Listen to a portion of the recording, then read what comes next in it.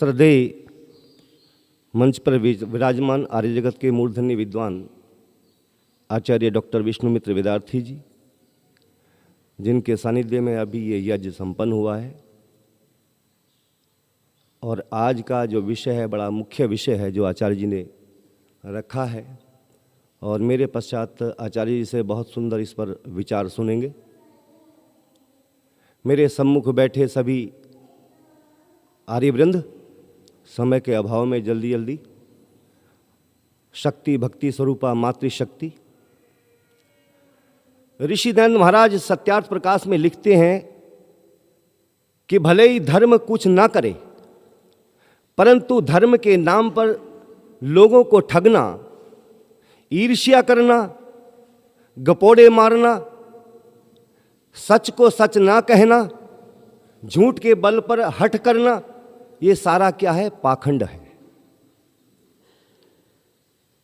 और ऐसा व्यक्ति जो ऐसे कार्य करता है वो क्या कहलाता है जी?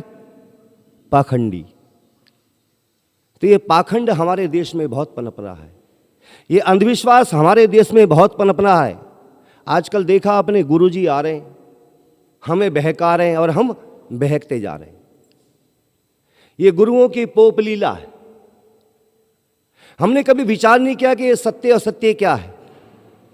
यूं तो पुराने समय से गुरुजी आते रहे, श्री कृष्ण महाराज को संदीपन आदि गुरु आ करके वो नीति का ज्ञान देते थे।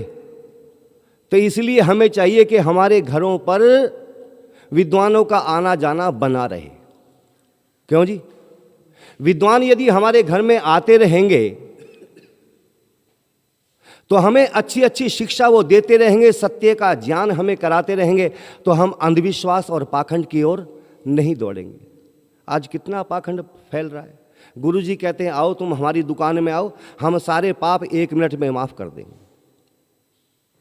करे गंगा में गोता लगाओ, कोई कहता गंगा में गोता लगाओ, 1 मिनट में सारे पाप माफ, 30 दिन का पूरा कोटा फुल और अगले महीने का लाइसेंस तैयार। ये सब क्या है? ये सब पाखंड है। तो इसलिए मैं निवेदन कर देना चाहता हूं कि हमारे घरों में विद्वानों का आना जाना अवश्य रहे। वरना ध्यान देना, हमारे घरों में विद्वानों का आना जाना तो है नहीं, हम तो केवल आर्य समाजी बन करके रह गए और हमारे बच्चे, उनको हमने आर्य बनाया नहीं। तो कल को क्या होगा? जब परिवार में बच्चे आर्य नहीं है तो बहू कौन सी लाए? पौराणिक बहू लाए, पौराणिक। और पौराणिक बहू आकर के अपने रंग में इस पूरे परिवार को रंग लेती है। क्यों जी? गलत तो नहीं करे? जिस परिवार में कभी आर्य समाज की वेदों की दुंदुभी बजती थी, आज घंटी भी बजती है। ध्यान देना, बजती है कि नहीं बजती है? आज घंटी बजती है। जहां वेदों के मंत्रों की गूंज होती थी वहां घंटी बजती है इस समय। इसलिए मैं कह देना चाहता हूं, इन ढोंगियों के चक्करों में ना आए। हम हमेशा विद्वानों का अपने घर में आना जाना रखें, तभी ये अंधविश्वास, ये पाखंड दूर होगा। यदि कोई बीमार है ना और दवाई उसको असर नहीं करी तो पड़ोसन आएगी, अरे बहन तेरे बेटे का क्या हाल है? बोले आराम ही नहीं हो रहा। बोले कहीं ऊपर का असर तो नहीं, दिखा के देख लेती किसी को। समझते आप? ऊपर का असर। और ऐसा भर देती कूट कूट के उसके अंदर कि वो भी चली जाती। कहाँ जा रही है? बोले दाने दिखाने जा रही, मेरे बच्चे को दवाई असर नहीं कर रही। ये दशा समाज की हो रही है। इसलिए मैं कह देना चाहता हूं कि हमें विद्वानों का सत्संग कराते रहना चाहिए, विद्वानों को अपने घर पर बुलाते रहना चाहिए। और कवि कर्मठ जी ने तो बड़ा सुंदर गीत लिख दिया था। क्या?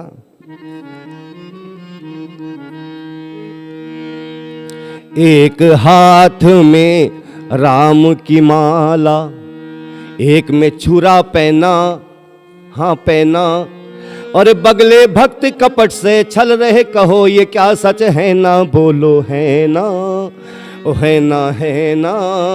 एक हाथ में राम की माला, एक में छुरा पहना, बगले भक्त कपट से छल रहे, कहो ये क्या सच है ना? बोलो है ना, है ना, है ना, है ना। एक हाथ में राम की माला, देखने में ये तन के उजले हैं अंदर के काले, देखने में ये तन के उजले हैं अंदर के काले, क्या क्या पाप करें मंदिर में पड़े हैं डेरा डाले, क्या क्या पाप करें मंदिर में पड़े हैं डेरा डाले। भस्म रमाई गात में चिलम चरस की हाथ में, भस्म रमाई गात में चिलम चरस की हाथ में। बात बात में गाली बकते इन्हें किसी का भय ना, बोलो है ना, है ना, है ना, है ना। एक हाथ में राम की माला, एक में छुरा पहना, हे बगले भक्त कपट से छल रहे, कहो ये क्या सच है ना, बोलो है ना, ओ है ना, है ना, है ना, है ना। हे गृहस्थ के बोझ से तंग आकर जो वस्त्र चले थे रंग कर, गृहस्थ के बोझ से तंग आकर जो वस्त्र चले थे रंग कर, आज वो पूजते हैं गद्यों पर बन गए महामंडलेश्वर, आज वो पूजते हैं गद्यों पर बन गए महामंडलेश्वर। चरण दबाती चेली भर जाती धन से थैली, चरण दबाती चेली भर जाती धन से थैली। राख से धुने की बच्चा हो चली मान कर कहना, बोलो है ना, ओ है ना, है ना, है ना, है ना, है ना। एक हाथ में राम की माला, एक में छुरा पहना, बगले भक्त कपट से छल रहे, कहो ये क्या सच है ना, बोलो है ना, ओ है ना, है ना, है। जड़ पूजा गुरु डम इस देश की जड़ को काट रहे हैं, जड़ पूजा गुरु डम इस देश की जड़ को काट रहे हैं। यहाँ भूख में लाखों झूठे पत्ते चाट रहे हैं, यहाँ भूख में लाखों झूठे पत्ते चाट रहे हैं। पूज रहे पाषाण हैं कफन बिना इंसान है, पूज रहे पाषाण हैं कफन बिना इंसान है। अरे पत्थर की तस्वीर पूज रही, पत्थर की तस्वीर पूज रही, जवाहरात का गहना, बोलो है ना। हाँ ये पत्थर की तस्वीर पहन रही, जवाहरात का गहना, बोलो है ना, है ना, है ना, है ना। एक हाथ में राम की माला, एक में छुरा पहना, हे बगले भक्त कपट से छल रहे, कहो ये क्या सच है ना, बोलो है ना, है ना, है ना, है ना। एक हाथ में राम, एक नहीं लाखों पलते हैं जूठन के टुकड़ों पर, एक नहीं लाखों पलते हैं जूठन के टुकड़ों पर। पेट की भूख से निर्बल हो रहे, रोकना ना मुखड़ों पर। करमठ लेकर रोटी करवा देते हैं चोटी, करमठ लेकर रोटी कटवा देते हैं चोटी। इंसानियत के नाम पे धन क्या दे रहा अमेरिका ना, बोलो है ना, ओ है ना, है ना, है ना, है ना, है ना। एक हाथ में राम की माला, एक में छुरा पहना, बगले भक्त कपट से छल रहे, कहो ये क्या सच है ना, भूलो है ना, ओ है ना, है ना।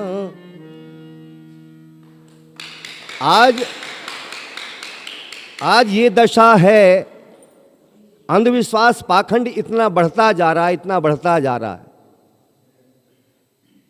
कि बूढ़ी माता पहुंचती है मौलवी के पास में, ज्योतिष के पास में, और मौलवी से जाकर के कहती है, बोले मेरा पुत्र ठीक नहीं हो रहा, तो क्या देता है उनको ताबीज। पर कवि राकेश जी ने 2 लाइन लिख दी थी, ऐसी नारी को अंधविश्वास से भरी कहते हैं, फूवड़ कहते हैं कि गर्दन बीच कमर लल्ला की खुंटी तुल बंधावे।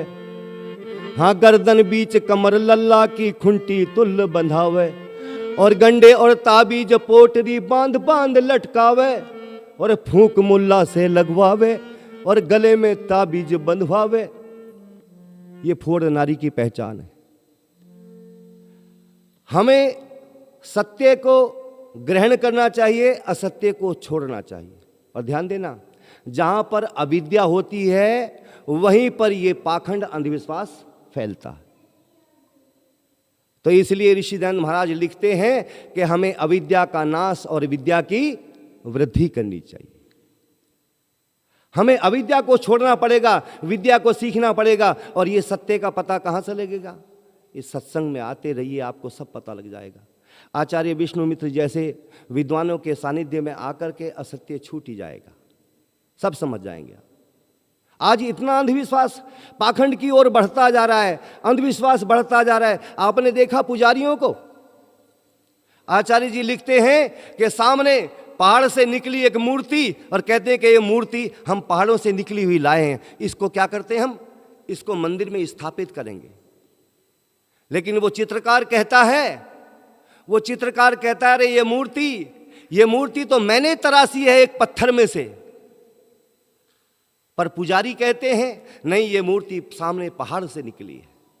पुजारी कहता है इसको मैंने तराशा है। अरे मेरे मन के अंदर इसके हाथ पांव आदि चिन्ह विद्यमान थे, और मैंने अपनी बुद्धि से जैसा जैसा मेरी बुद्धि में फिट था वैसा वैसा मैंने इसको तराशा है। ये मेरे बुद्धि के अनुकूल बनी है, मेरे अंतःकरण में विराजमान था, मैंने इसको बनाया है। तो ध्यान देना, मूर्ति को जन्म कहां से मिला? चित्रकार कहता है इसको मैंने जन्म दिया है। वो चित्रकार मूर्ति को बना देता है, और मूर्ति को बनाने के बाद ये पुजारी कहते हैं अब इसकी क्या करेंगे, हम स्थापना करेंगे, और करेंगे क्या? प्राण प्रतिष्ठा। अब उसकी प्राण प्रतिष्ठा होती है। ध्यान देना, प्राण प्रतिष्ठा हुई कि नहीं ये तो परीक्षा का विषय है, पर मान लिया कि प्राण प्रतिष्ठा हो गई। मूर्ति को नहलाया, उसे वस्त्र पहनाए, बढ़िया सा भोजन खिलाया। क्यों जी, वो खाएगी क्या? मिट्टी की मूर्ति खाती है क्या? मेरी माता बहनों को सबको पता है कि नहीं खाती, पर फिर भी जबरन ठूसते हैं। अच्छा, आपके बच्चे का यदि पेट भर जाए फिर भी उसको डंडे मार के खिलाती हो क्या? जब कोई नहीं खाता तो उसको नहीं दिया जाता है। जिसको जिस चीज की आवश्यकता है वही तो देना चाहिए, यही तो विद्या है। फिर भी उसको खिलाया, हमने मान लिया कि खा लिया। अब क्या होता है? अब उसकी प्राण प्रतिष्ठा होगी। नहला लिया, धिला दिया, खिला दिया, पिला दिया, पहना दिया, और फिर उसको मंदिर में स्थापित कर दिया। अच्छा, पूजा का लक्षण क्या है? पूजा का लक्षण यहां पर लेना है, कुछ देना नहीं है। अच्छा, हमने दिया ही तो है, अभी तक कुछ लिया तो नहीं। अभी तक सब कुछ दिया है, कुछ लिया नहीं। और पूजा का लक्षण यहां पर क्या है? पूजा का लक्षण है लेना, कुछ प्राप्त करना। अच्छा, उस मिट्टी की मूर्ति से क्या प्राप्त होगा? ध्यान देना, उस राम की मूर्ति को जो स्थापित किया है, जिसकी प्राण प्रतिष्ठा हो गई है, क्या वो हमें कुछ गुण दे सकते हैं? अरे ध्यान देना, वो तो मूर्ति है, वो तो पत्थर की तस्वीर है। पर श्री राम के चरित्र को उठा करके देखो, उसके इतिहास को उठा करके देखो। गुरु वशिष्ठ और विश्वामित्र जैसे ऋषियों से उन्होंने ज्ञान प्राप्त किया, और उनका ज्ञान कोई ऐसा रह नहीं जाता जो उसे प्राप्त ना हुआ। अगर हम श्री राम के उन गुणों में से किसी एक गुण को उठा करके अपने जीवन में उतार लें, उनके चरित्र का एक गुण अगर अपने जीवन में उतार लें, तो क्या हो जाएंगे? हमारा जीवन धन्य हो जाएगा, हम बहुत ज्ञान प्राप्त कर लेंगे। तो अब ध्यान देना, मेरी बात का, मेरे प्रश्न का उत्तर देना। पूजा चित्र की होनी चाहिए या चरित्र की? लेकिन ये पुजारी क्या करते हैं? ये कहते हैं आओ हम तुम्हारे पाप माफ कर देंगे। यूं कहते हैं हम तो केवल इस घंटा बजाने का ही खाते हैं। जब ऋषि दयानंद महाराज से ये बात पूछी गई तो ऋषि दयानंद महाराज ने कहा आप घंटा बजाने का नहीं खाते हो, अरे आपका कोई प्रारब्ध रहा होगा, या आप उस प्रारब्ध का खाते हो। बस कवि ने बड़ा सुंदर गीत लिख दिया है। हमारे आचार्य जी, हमारे संचालक महोदय भी ध्यान दे रहे होंगे, बोले समय इनका तेजी से दौड़ रहा है।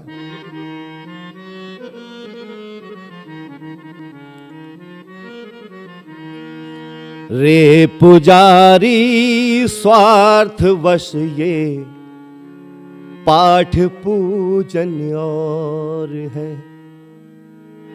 रे पुजारी स्वार्थ वश ये पाठ पूजन और है।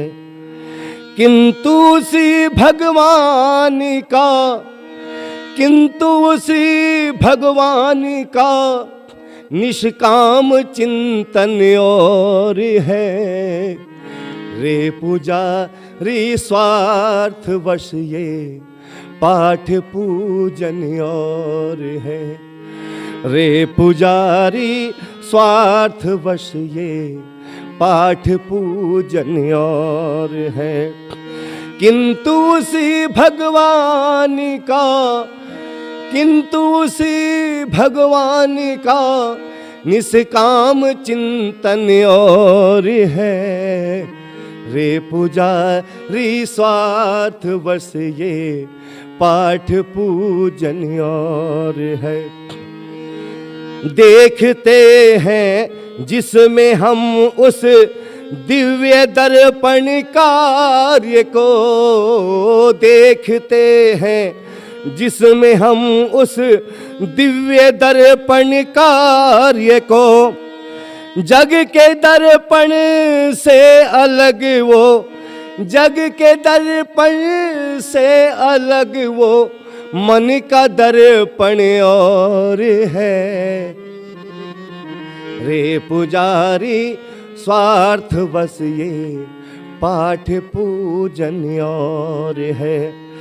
किंतु उसी भगवान का, किंतु उसी भगवान का निष्काम चिंतन और है। रे पुजारी स्वार्थ बस ये पाठ पूजन और है। परन कम वैराग्य का ओ राग के रंग में सने, परन कम वैराग्य का ओ राग के रंग में सने, भक्ति के रंग में रंगा, भक्ति के रंग में रंगा वो संत जीवन और है। रे पुजारी स्वार्थ बस ये पाठ पूजन और है। रे पुजारी स्वार्थ बस ये पाठ पूजन और है। इन गरजने वालों का विश्वास करना व्यर्थ है। इन गरजने वालों का विश्वास करना व्यर्थ है। तृप्ति करता जो प्रेषित, तृप्ति करता जो प्रसिद्ध को वो सजल घन बस और है। रे पुजारी स्वार्थ बस ये पाठ पूजन और है।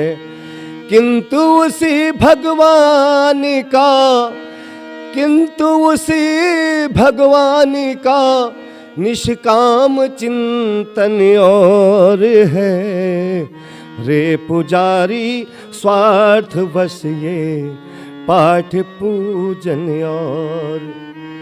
और अंतिम कड़ी में बड़ा सुंदर लिखा है कवि ने। देख बाहर की चमक को धोखा ना खाना प्रकाश, देख बाहर की चमक को धोखा ना खाना प्रकाश। ये अरे पीतल वीरा है, ये अरे पीतल वीरा है वो शुद्ध कंचन और है। रे पुजारी स्वार्थ बस ये पाठ पूजन और है। रे पुजारी स्वार्थ वश ये पाठ पूजन और है। किंतु उसी भगवान का, किंतु उस भगवान का निष्काम चिंतन और है। रे पुजारी स्वार्थ बस ये पाठ पूजन और है। रे पुजारी स्वार्थ बस ये पाठ पूजन और है। किंतु उसी भगवान का निष्काम चिंतन और है। रे पुजारी स्वार्थ वश ये पाठ पूजन और है। पाठ पूजन और है। पाठ पूजन और है।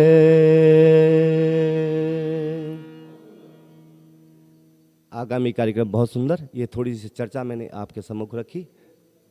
इति ओम सम।